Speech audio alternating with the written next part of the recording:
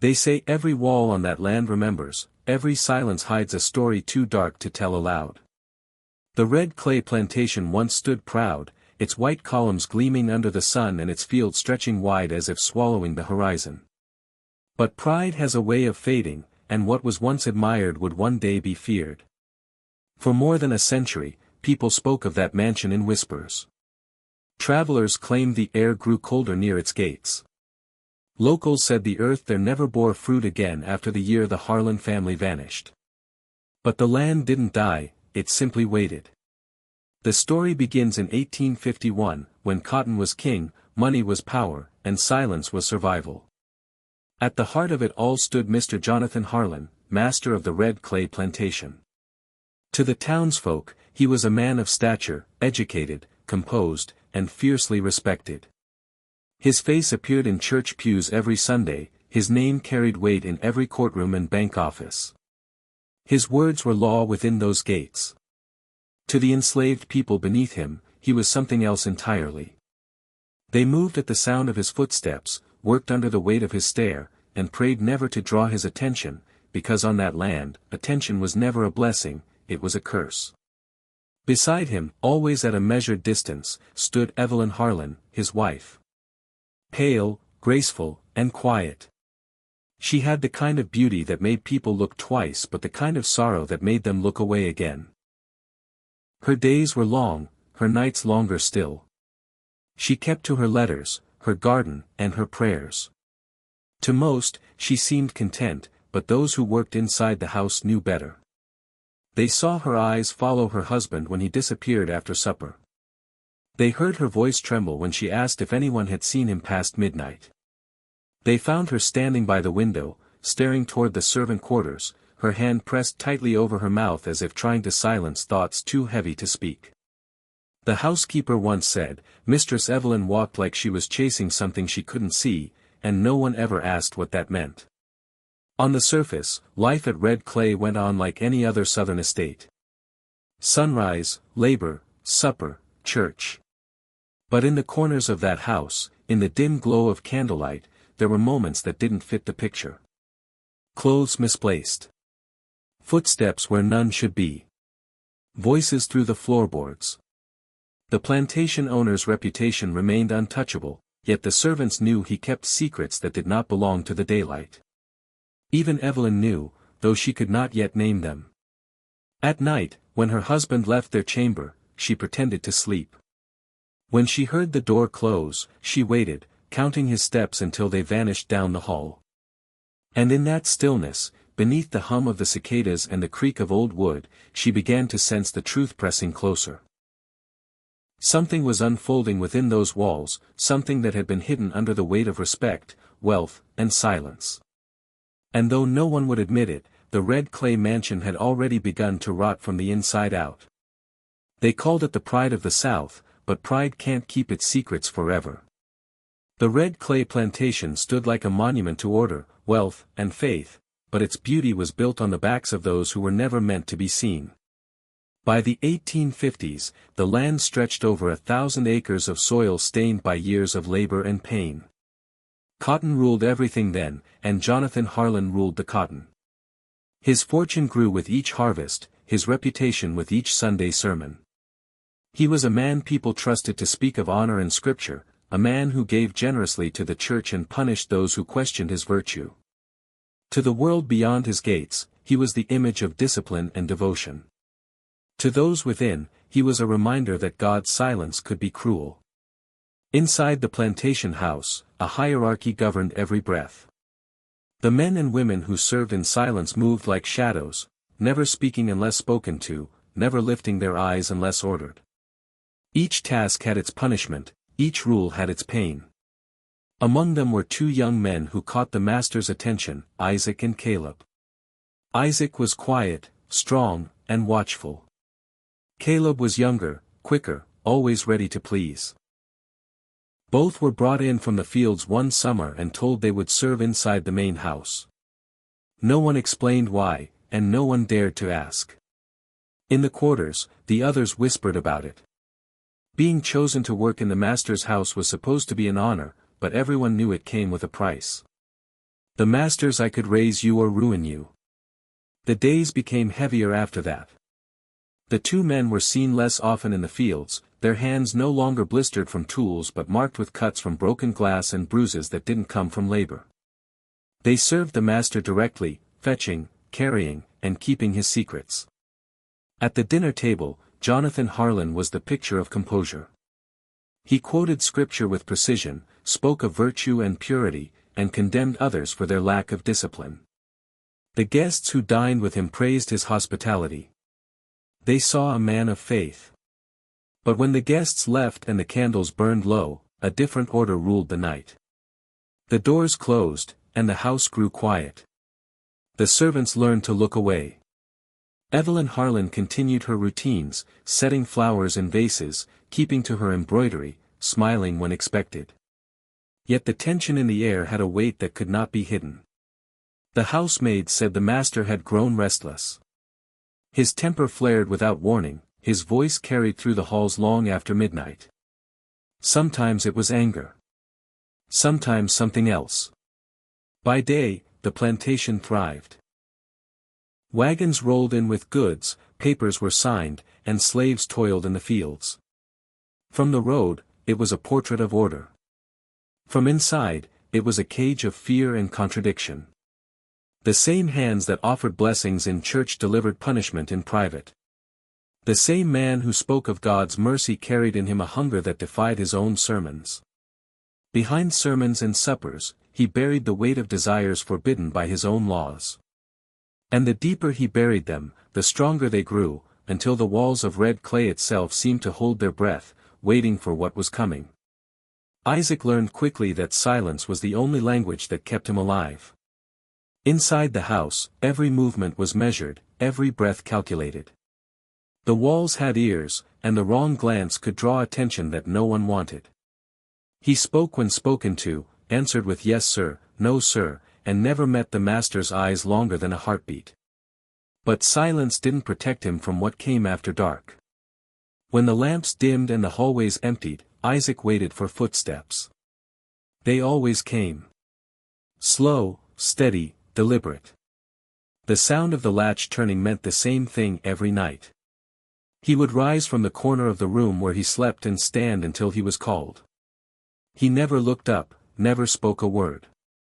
The room smelled of whiskey and perfume, the master's voice low, his hands impatient. Isaac did not cry. He had learned that tears changed nothing. The other slaves knew. They didn't need to see it to understand. The look in Isaac's eyes told them enough. Caleb avoided him, not out of cruelty but out of fear that the same fate would find him next. In the quarters, they whispered his name only when they were certain no one could hear. A few tried to comfort him with scraps of food or a kind word, but kindness was dangerous. Anyone who showed concern risked being noticed, and being noticed led to questions. Questions led to pain. Isaac carried his shame quietly. In the daylight, he scrubbed floors, polished silver, and kept his expression empty. The bruises on his arms were hidden beneath sleeves. The cuts across his back healed in crooked lines, reminders of what disobedience meant. The others could not speak for him. They were trapped by the same fear, the knowledge that a master's power had no boundaries. Sometimes, at dawn, he would stand by the window and watch the fields. The sight of men and women working in the distance gave him a strange comfort. They were suffering too, but their pain was out in the open. His was buried in silence, locked behind doors no one dared to open. At night, when he heard Caleb weeping softly across the hall, Isaac closed his eyes and prayed that the master would not come for him. The prayers never worked. He stopped believing they would. The sound of boots on the floor became a part of the house itself, like the ticking of the clock or the rustle of wind through the shutters. For Isaac, there was no escape in sleep. Every dream carried the same memory, the same voice whispering commands, the same weight pressing him down. The days blurred together until he could no longer tell one from another. He existed in the space between obedience and despair. And though dozens of people moved through that house every day, not one of them spoke the truth aloud. They kept working. They kept their eyes low. And in their silence, they carried his pain with them, unspoken but understood. On that plantation, there were many kinds of chains. Some you could see. Others lived beneath the skin, tightening a little more with every breath. Evelyn Harlen had grown accustomed to the stillness of her nights, but lately, that stillness had begun to feel strange. Her husband's side of the bed was often cold before dawn, his pillow undisturbed, his scent faintly lingering on the edge of the sheets. At first, she told herself he was tending to business, reviewing accounts, perhaps walking the grounds to clear his mind. But as the nights multiplied and the silence deepened, the explanations began to lose their weight. In the mornings, she noticed the small signs. His hands trembling slightly when he poured his coffee. The way he avoided her eyes when she spoke. The sudden anger that flashed at the smallest question. He, who had always been careful with appearances, now seemed unsettled, distracted, almost hunted by something she could not see. The servants whispered more than usual. Evelyn would enter a room, and the sound of their talk would vanish as if it had never existed. Once, as she crossed the corridor, she caught a phrase, a soft, hurried voice saying the word night. When she turned, the speaker had already lowered her head. Evelyn dismissed her, but the word stayed. Night. It lingered like a thread pulling at her thoughts. Days later, while searching for a misplaced book in the drawing room, she found a cufflink beneath the carpet's edge, gold, engraved with her husband's initials, the clasp broken clean through. It was old, familiar, and out of place. She held it in her palm for a long time, the metal warm from her touch, the weight of it pressing questions she didn't want to ask. That evening, when she mentioned it gently over supper, he smiled too quickly, too tightly. His fork paused in midair. He said he must have lost it long ago. Then he changed the subject. In the laundry the following week, she saw one of his shirts folded neatly on the table. It was torn at the seam, and though it had been washed, faint marks stained the fabric in a pattern she could not name. She brushed her fingers across it and felt something tighten inside her chest, not anger, not yet, but the cold edge of understanding. Evelyn's world began to shrink after that. Every word spoken in the house seemed to carry a second meaning. Every glance from a maid felt like pity. She tried to ask, but no one would answer. Those who had served her for years now avoided her eyes. Even the air felt heavier, pressing against her throat, warning her to stay silent. At church, she sat beside her husband, smiling as he greeted friends and spoke of virtue, but inside, her thoughts spiraled into quiet chaos. Who was he when the lights went out? What secrets could turn a man's hands so cold, his eyes so distant? She tried to pray, but the words caught in her mouth. Her faith had no room for this kind of knowing. One evening, she stood before the mirror in her room, the last of the daylight fading behind her. Her reflection looked back with eyes she barely recognized, wide, hollow, searching. As she watched herself, a faint sound seemed to fill the silence, something she could not place at first. It was rhythmic, metallic, soft but certain, like the dragging of a chain across wood, echoing from somewhere deep within the walls. She turned toward the door, heart pounding, but there was nothing. Only the stillness returning, heavy and watchful. She faced the mirror again, and in her own reflection, she thought she saw movement behind her, a shadow that did not belong to her alone. Evelyn did not scream. She simply closed her eyes and understood, for the first time, that the peace of her home was an illusion, and the truth that lived inside it was far more cruel than anything she had dared imagine. The night the truth revealed itself began like any other, though the air felt heavier than it should. The rain came first, slow and uncertain, tapping against the windows as if warning her to stay where she was. The candles flickered in their holders, shadows bending across the walls in uneasy shapes. Evelyn sat by the fire with her embroidery untouched in her lap, her needle motionless. The house was too quiet. Even the thunder seemed to hesitate before breaking the silence. She waited for her husband to come upstairs, but the hours slipped past, and the chair beside her remained empty. She listened again for his steps, but the only sound was the whisper of wind forcing its way through the cracks of the old house. Then, somewhere beyond the hall, she heard it, a door closing softly, followed by the faint creak of floorboards. Evelyn rose without thinking, her heart keeping pace with the storm outside. She wrapped a shawl around her shoulders and took the candle from the table. The flame wavered as she stepped into the corridor, its light trembling over the portraits that lined the walls. The eyes of her ancestors seemed to follow her, their painted faces solemn and cold. She moved quietly, following the sounds that came again, lower this time, muffled but human. At the far end of the hall, the door to the old guest room was slightly ajar. A sliver of light spilled onto the floor. She could hear breathing inside, two voices, one low, one softer. Her hand trembled as she reached for the handle. The sound of rain against the windowpanes grew louder, beating in rhythm with her pulse. She pushed the door open just enough to see. For a moment, the world stopped. Her husband stood there, his body close to another man's, Isaac's. The candlelight carved their shapes out of the dark, too near, too certain. The room was filled with the sound of breath, the closeness of skin, the kind of silence that begged not to be broken. Evelyn's throat tightened, but no sound escaped her. Her mind refused to make sense of what her eyes could not deny. Jonathan turned, startled, his face stripped of all pretense.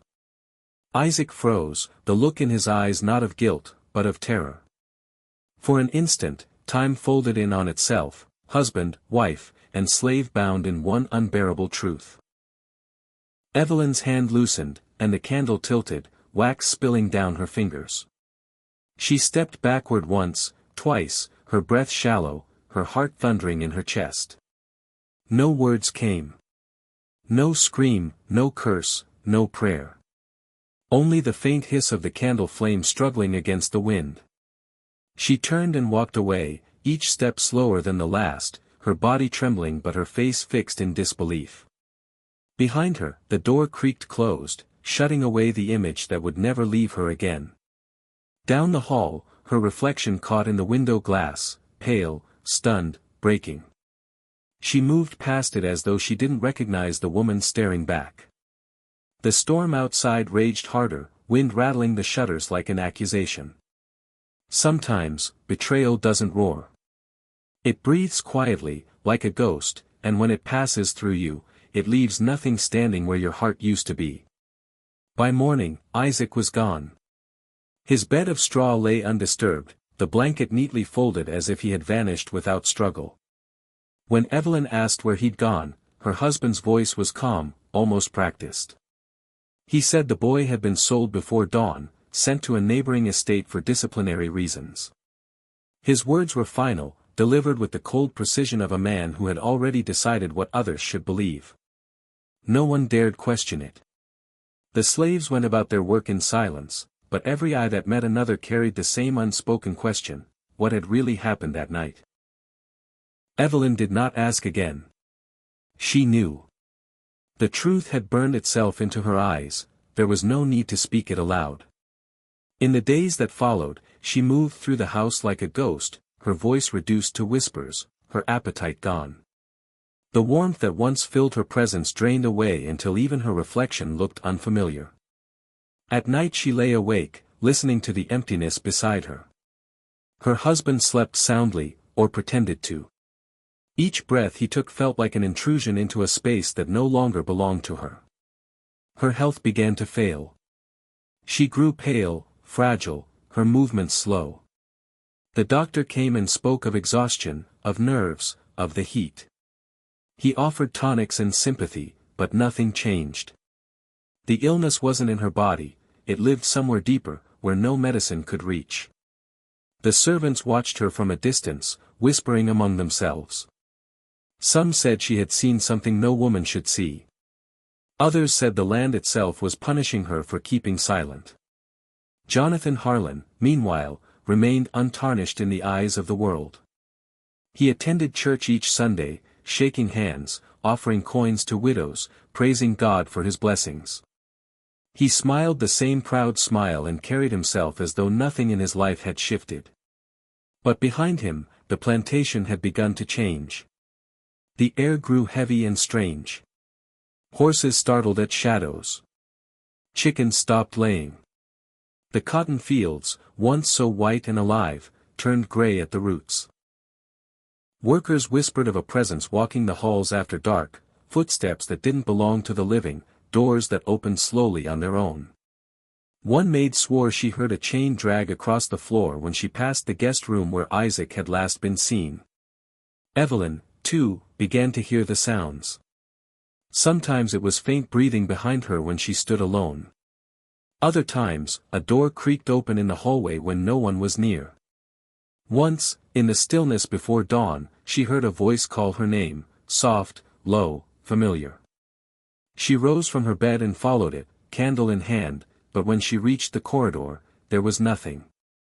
Only the empty space where the sound had been. The plantation's decay wasn't sudden, it was slow, deliberate, like a body that refused to die all at once. The soil hardened, the crops failed, the workers grew restless.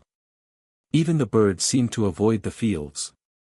The house, once filled with music and laughter, now held only the echo of things that could not be forgotten. Jonathan never spoke of Isaac again. When his wife's illness worsened, he ordered the curtains drawn and the windows sealed to keep out the damp. Yet no matter how tightly he closed the house, he could not stop the whisper that moved through its halls. Some nights, as he passed the old guest room, the door would creak open behind him, slow and deliberate, as if inviting him to look back. He never did.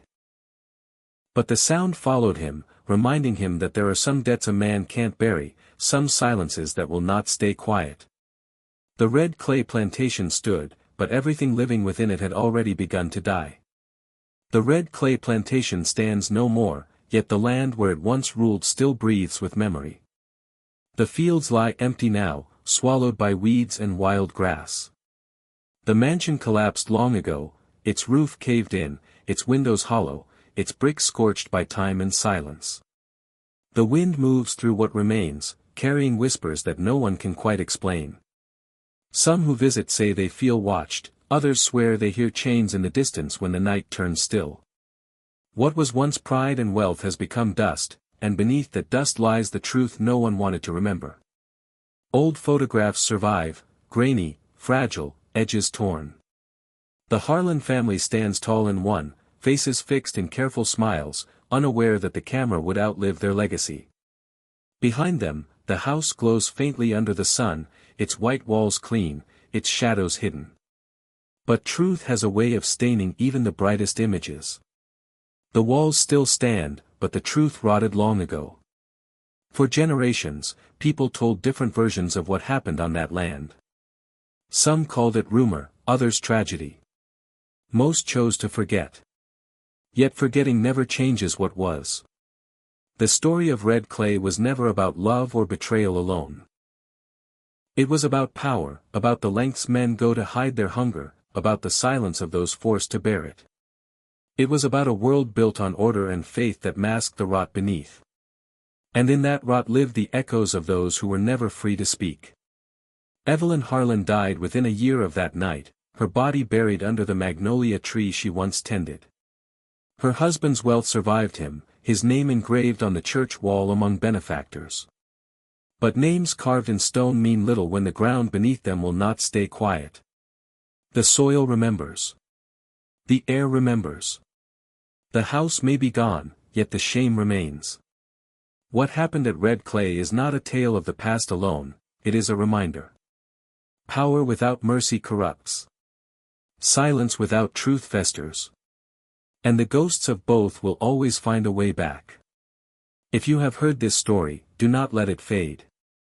Remember the names lost to silence, the voices buried beneath the weight of history. Subscribe to this channel, share their story, so it cannot be forgotten again.